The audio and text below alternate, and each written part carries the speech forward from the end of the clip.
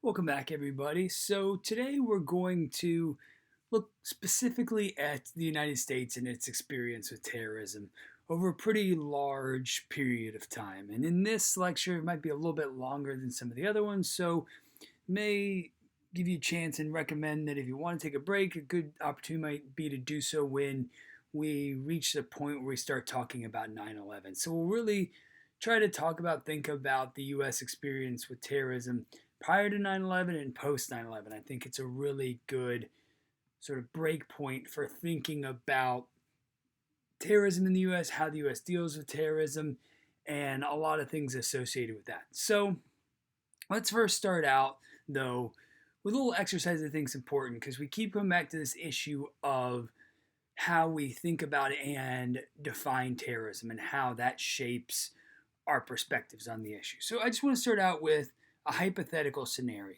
and get your thoughts on it. So, in this hypothetical scenario, we have a local militia believed to be a violent organization attacked the property of private citizens today at a port. Although no one was injured in the attack, a large quantity of merchandise considered to be valuable to its owners and loathsome to the perpetrators was destroyed. The intention was to pressure the government into changing certain policies. The individuals were able to escape into the night with the help of local citizens who harbor these fugitives and conceal their identities from the authorities. It is believed that the incident was a response to the policies enacted by the occupying country's government. So take a minute, think about this. Think about whether you think this is an act of terror. Give you a second.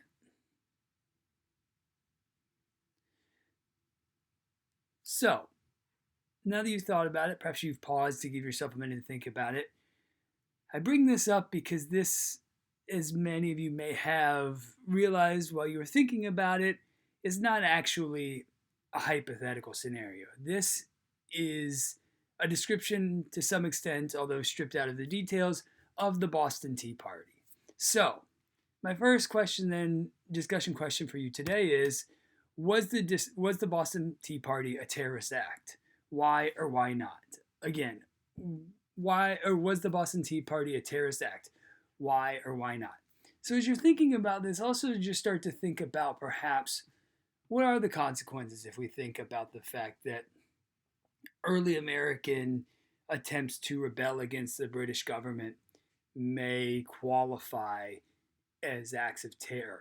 Or is it justified? How do we think about that? Are we biased in our thinking about it because of our educational system, because of the way we think about the American War of Independence? Just some food for thought to think about as we jump into this discussion about the United States and its experience with terrorism, and perhaps when certain individuals have been willing to carry out terrorism, and when we've argued perhaps it's justified and when it isn't. So that's, I think, a really good starting point for us to start thinking about the United States.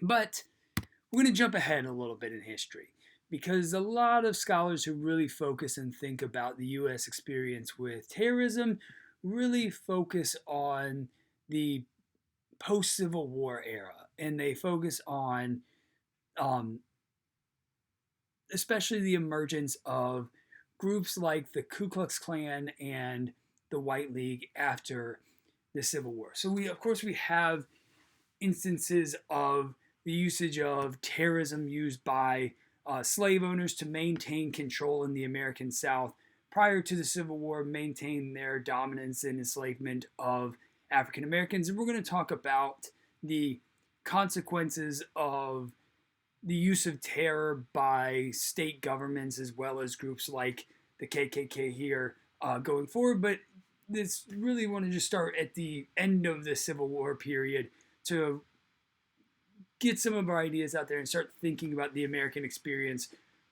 with terrorism, state terrorism, and groups that have been responsible for particularly horrific acts in the United States. So we see that the Ku Klux Klan, one of the most prominent terrorist organizations in the United States, is formed in 1865. And it forms in 1865 after the end of the Civil War. And the North is victorious, and slavery is brought about the end of slavery is brought about. And so this is really a response to this new immense shift in terms of society in the American South with the end of slavery. And the Ku Klux Klan's aim is to continue to maintain white dominance through the use of terror, even though slavery is no longer allowed. And so initially, if you have any familiarity with American history, the Union troops, the troops from the North, occupy the American South and are able to do a lot to suppress many of these groups and really work hard to suppress a lot of these groups that emerge, like the White League and the Ku Klux Klan. And the federal government really sought to combat their abuses. They even were willing to suspend habeas corpus in the pursuit of trying to destroy the Klan. And they actually were relatively effective in at least minimizing the influence of the Klan until its really strong reemergence in the early 1900s. But even though it's able to just, really minimize the Klan, the capacity of the federal government to protect African Americans and really push back against white supremacist terrorism is only limited through the period of Reconstruction, because after roughly 1877, when the Union forces pull out of the American South, the capacity for groups like the White League and other white supremacist terrorist organizations to exercise and carry out terrorist attacks with impunity really does increase because of because of the lack of federal government troops there to prevent their abuses. And once the federal government's pulled out, we really see a resurgence of this sense in this idea of state terrorism, especially of the one-party South. So after the Union pulls its troops out, the Southern whites, especially those in power, really work to consolidate their authority and really in many ways turn the American South into what some have described as essentially an authoritarian state to a large extent. So in this framework, the Democratic Party, not the Democratic Party we think about today, really has control of all of the state governments in the American South, and they're able to then limit enfranchisement. So they don't even allow all white individuals in the American South to necessarily vote, but they work extensively to end the enfranchisement of African Americans, where we had seen a surge in African American voting and participation in politics in the immediate aftermath of the Civil War when the Union troops were stationed there. But once Reconstruction ends, this no longer is the case, and these state governments work to eliminate African Americans' ability to have any say, for the most part, in the politics of their states. And so these Southern governments not only use government forces like police, their police forces to maintain control, but they make agreements with private groups like the KKK or the White League to carry out terrorist attacks, to carry out a campaign of terror to ensure the suppression of African Americans, and really are effective in setting up a apartheid, a segregated American South until we get to the civil rights era again in the 1950s and 1960s. So we see really from the late 1870s all the way up until the 1950s, 60s, there really is this dominance by these repressive forces of white supremacists in the American South to control African Americans. And the legacy of this still is something that the United States is grappling with today, and not just the American South, but particularly in the American South. So we also have other examples of terrorist organizations and groups that are operating in the United States at the time. It's not just what we see primarily in the American South with the KKK, White League, and state terror. We also see, especially by the 1920s, an emergence of other groups that are willing and able to carry out terrorist attacks. So we see the emergence of left-wing terrorists, communists, who were emboldened in the 1920s by the Bolshevik Revolution and Russia. And they really worked to carry out terrorist attacks in the United States to try to bring about a communist revolution in the United States, similar to what occurred in Russia. And so they are very active in carrying out a lot of attacks in the United States. We also see the emergence of anarchist terrorists. And so we talked about this some in the past when we talked about our waves of terrorism, but anarchist terrorists are also operating in the United States, particularly in the 1910s, 1920s. And one of their most successful attacks is they're able to, as this picture shows, carry out a significant bombing on Wall Street. And they're able to kill a number of people and try to strike right at the heart of what we consider, the financial centers of the United States to try to bring about an end to the U.S. government. So we see anarchists really emerging as anarchist groups really emerging and trying to perpetuate acts of terror to bring about the political changes they're interested in as well. And then we also have, again, in the 1920s, as we said, after 1950, particularly with the KKK, there's a resurgence, and we see a significant increase in the number of individuals who belong to the KKK, are aligned with their cause, emerging in the American South, but also other places, especially Indiana, and other places in the Midwest. So the 1920s especially is a significant period of resurgence for various terrorist groups who are trying to bring about their political cause through the use of terror. So to jump forward a little bit, we're going to jump to the post-World War II period. So in this framework, the U.S., especially in terms of its foreign policy, its attention to the issue of terrorism really takes a backseat in a lot of ways. And this is largely due to the U.S., especially internationally, is primarily concerned with combating the Soviet Union. And I'm sure many of you have learned something about the Cold War, which is the standoff between the Soviet Union, the communist country that's predominantly modern-day Russia. There's other countries that exist today that were part of the Soviet Union, but primarily communist Russia versus the United States and its European allies. And this played out in a global competition over whether the world was going to be more aligned with the Soviet Union or be more aligned with the United States and its allies. And this plays out in this geopolitical competition. And so in this framework, the U.S. and especially its primary foreign policy concern is trying to prevent nuclear war with the Soviet Union. And so international terrorism, while it becomes an issue and receives some attention, doesn't really get the same attention it does today when the threat of nuclear war, it has diminished significantly, especially in the post-1992 period. Once the threat of nuclear war diminishes, concerns about terrorism become much more pressing as it takes more of it takes a place more in the forefront of especially American minds after the collapse of the Soviet Union in 1992, and it's no longer the U.S.'s primary enemy.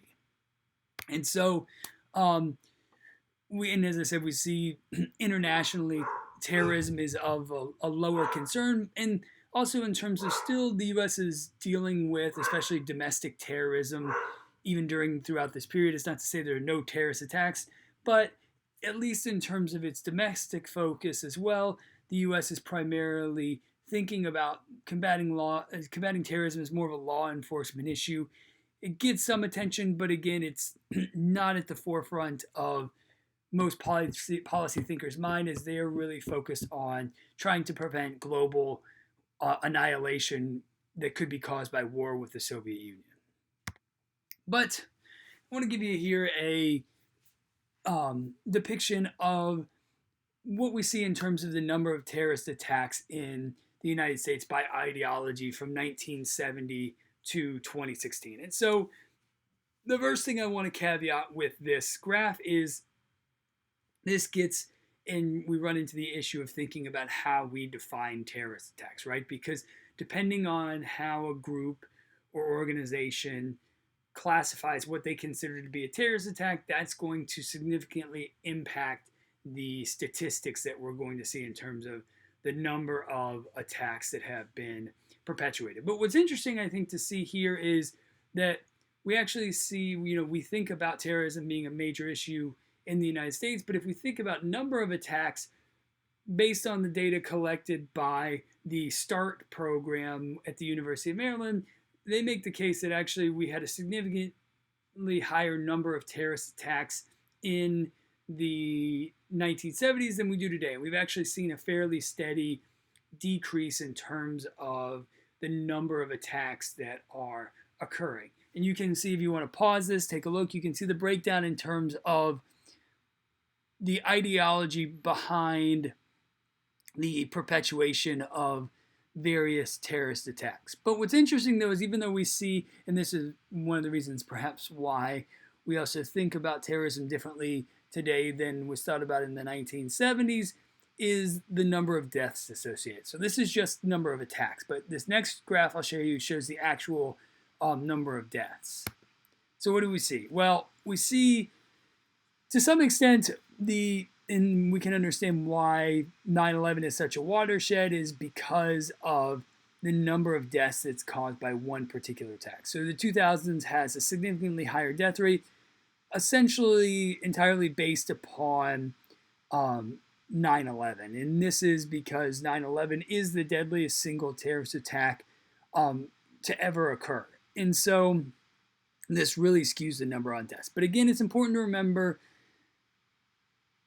there are disagreements about what constitutes a terrorist attack, so this could significantly shift these numbers based on what individuals consider to be a terrorist attack, how they define it, and then how they count up. So just keep that in mind. It's just to give you an idea. It's not to say this is the definitive statistics on the number of attacks and the number of deaths, but this is just an attempt to try and show this over time. So what do we see in terms of trends in U.S. history for terrorist attacks, especially if we are starting to think about it in this period of time pre 9/11? Well, as we've mentioned before when we talked about our waves of terrorism, the U.S. experiences this wave of left-wing terrorism in the 1970s, and we see the emergence of various groups like Students for a Democratic Society, Weather Underground, a lot of leftist forces, communist forces, really looking to push for greater economic equality, trying to bring about what they perceive as the end of the capitalist regime. There's also a pushback as well here in arguments and terrorist attacks that were carried out to try to push for and encourage and force the U.S. government to bring about increased racial equality, things like that. So we see a real movement in the 1970s, largely spawned from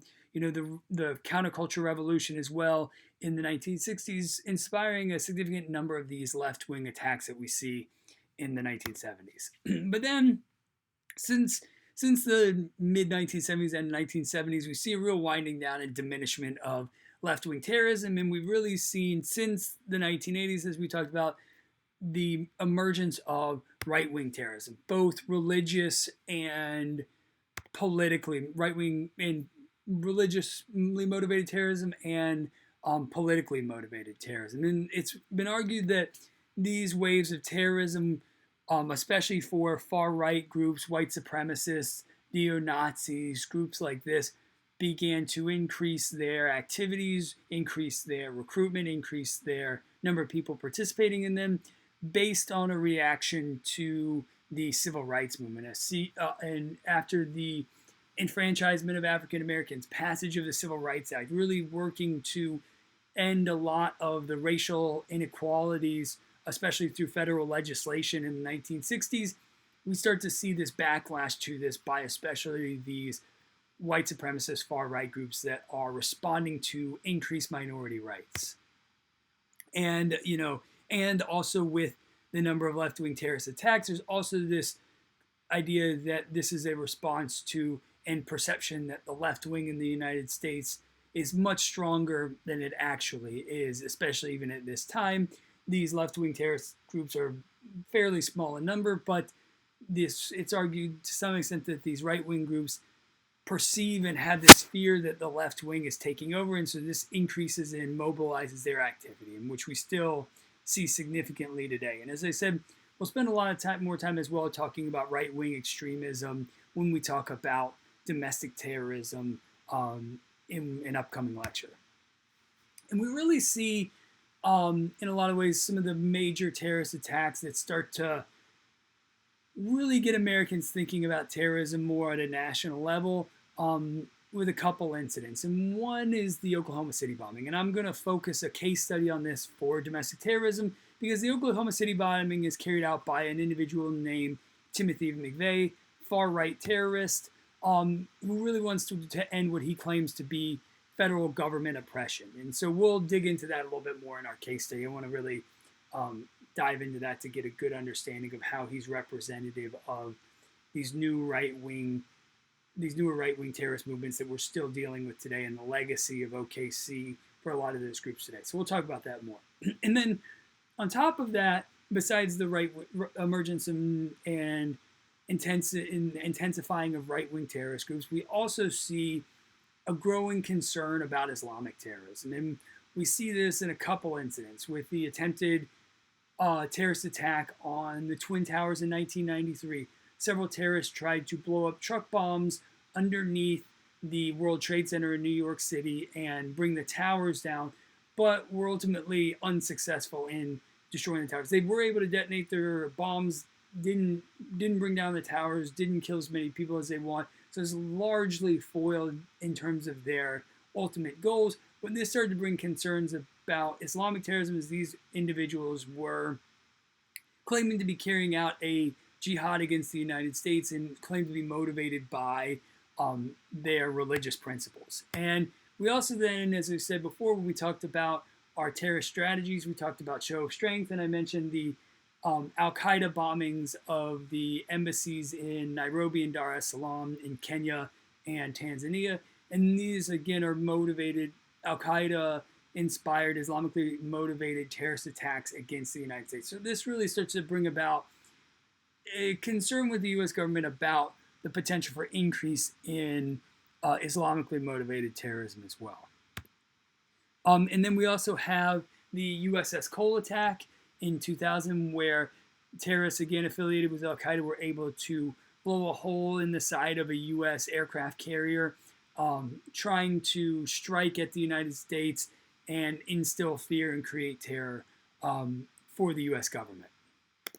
So if you want, this is probably a good time to pause, take a break if you want, because we're going to finish up and have a discussion now about 9/11 and the consequences of 9/11.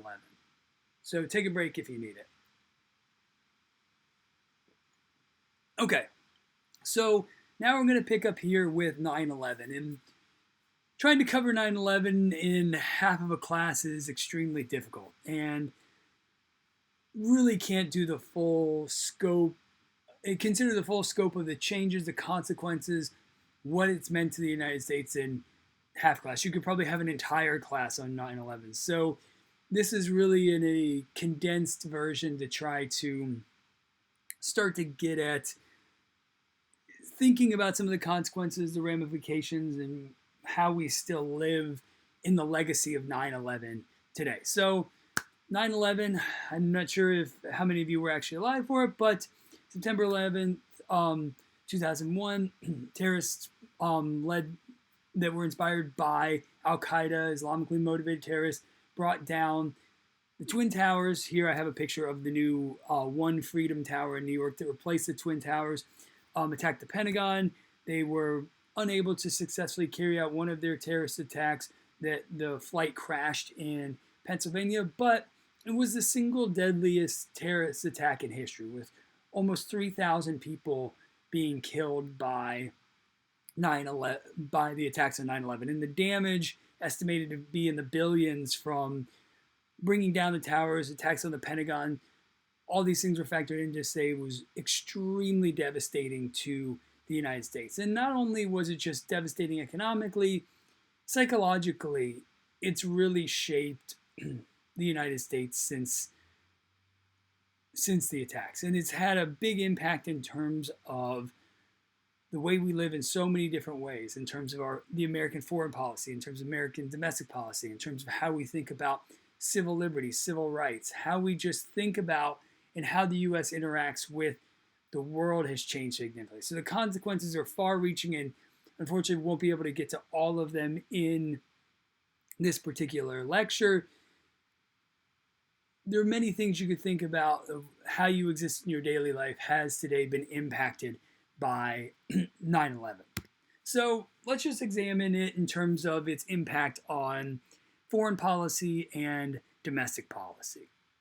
So in terms of foreign policy, we really see we're still living in the legacy of 9/11 based on the U.S. response to um, to 9/11. In the U.S., after 9/11 invades Afghanistan, because Afghanistan was harboring and had been harboring Osama bin Laden and would not turn him over, and so the U.S., along with its NATO allies, invaded Afghanistan. And then on top of that, the U.S. decided as well to invade Iraq too. There was false claims that there was connections between Saddam Hussein, the leader of Iraq, and Al Qaeda. These were never verified. And then it was also claimed to be justified because Saddam was developing weapons of mass destruction that could end up in the hands of terrorists. Again, this turned out to be false as well. But the U.S. invaded both of these countries. And some of the idea behind it was that perhaps if the U.S. were to overthrow these brutal authoritarian governments, instill democracy, then it could bring about a democratic revolution in the Middle East, bring about peace and end conflict. But unfortunately, in a lot of ways, we've actually seen an increase in violence in these areas since U.S. invasion. So the number of terrorist attacks that have occurred in Iraq and Afghanistan have actually skyrocketed since the U.S. invaded in 2001 and in 2003. So here we can see the number. This graph here depicts the number of terrorist attacks per year in Afghanistan, the green line, and Iraq, the red line. Both of these countries didn't have significant issues with terrorism, but after U.S. invasion, we see significant increases in the number of terrorist attacks in these countries. And then also these countries have largely become destabilized, that allowed for other terrorist groups to operate inside them. If we think about ISIS, as we've talked about in previous lectures, they were able to conquer and control large parts of Iraq and operate their international terrorist organization in large parts of Iraq after the U.S. invasion. So in a lot of ways, this idea of building democratic nations in the U.S. building democratic nations in the Middle East largely didn't work out as a potential buffer for stopping terrorism from being an issue. In fact, terrorism has simply increased since greater U.S. involvement in the Middle East. And we also have to think about the consequences for how the U.S. is trying to combat terrorism based on the usage of its various intelligence agencies to try to stop terrorism from occurring in the U.S. And one of the big things that comes out of the 9/11 report, the 9/11 report is the report that's issued by a bipartisan committee from the U.S. Congress and Senate, looking at why 9/11 happened, how it perhaps could have been prevented. And one of the things it noticed and found was there was a lack of communication between various intelligence agencies in the United States, like the FBI and the CIA. And it was found that prior to 9/11, there were potentially 23 different opportunities to stop the attack from occurring, to prevent the attackers who ended up, the hijackers, from actually being able to carry out their attacks. And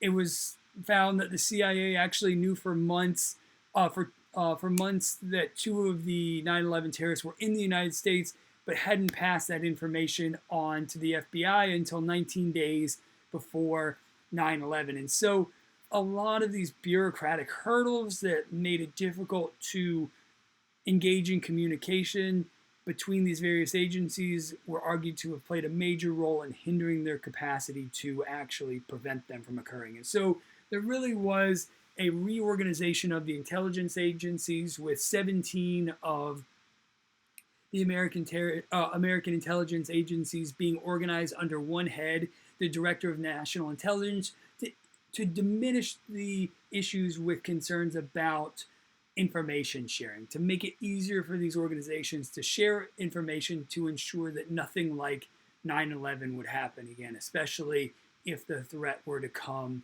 from a foreign source, but as well as domestically as well, that these agencies can exchange information between each other much more freely after this reorganization of the intelligence community.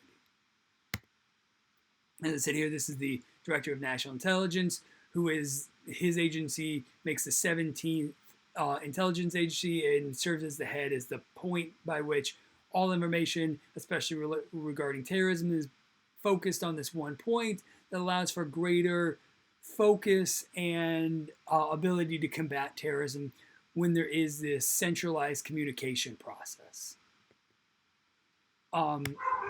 So we also have a major change to the U.S. policy, both foreign and domestic, where we have the creation of the Department of Homeland Security. And it's currently actually the third largest executive department. And it was created in the aftermath of 9/11. So very quickly it went from not existing at all to being one of the largest bureaucracies in the American government. It's really aimed at protecting the U.S. domestically and abroad. And so they focus a lot on trying to thwart potential terrorist attacks in the United States. As we see, part of Department of Homeland Security is TSA, which we all have had to deal with if we've been to an airport. We can see the radical changes to American life, even in something like airport security, where prior to 9/11, you used to be able to, without a ticket, go to your gate and wait for somebody who was coming in, flying in to visit you. You could go wait for them as they got off the plane at their particular gate. But we've seen major changes now. You can't do that. You have to go through body scanners. We have all kinds of increased security based on changes that occurred because of 9/11. And the Department of Homeland Security is really responsible for a lot of these changes, which have been argued are meant to protect us from future terrorist attacks occurring. We also see a significant amount of legal changes have occurred in the United States. We're going to, for our case study, we're going to focus particularly on the USA Patriot Act. We're going to think about and try to delve into understanding why it was passed, what are the consequences, how we think about it. And then also the expansion of various things like the Foreign Intelligence Surveillance Act.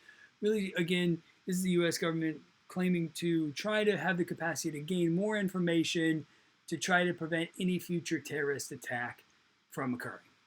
So, what's the legacy today? Well, we still live in a world where, if you look at Gallup polling, it's slightly skewed a little bit now based on coronavirus, but when you ask individuals what are their primary concerns, primary issues that they are focused on, terrorism has been an issue and stayed a predominant issue that Americans are concerned about since 9/11. It's consistently been ranked in the top 3 or 4 issues that Americans rank as a top priority and a top concern they have in their lives. And this is, I think, largely has to do with the way 9/11 changed our thinking, the scale of it, the attention it received.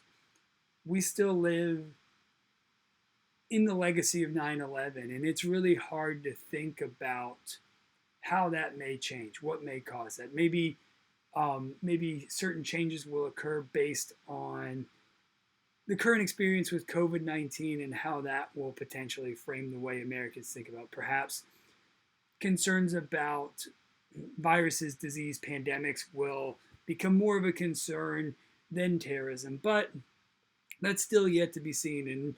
And while it could be the case, I think a lot of people would argue until we move away from and continue to experience the pandemic even more, we still do live in the legacy of 9/11 in the way that terrorism and that particular terrorist act has shaped the way Americans think about terrorism and about that particular issue and why it's so much on the forefront of so many Americans' minds.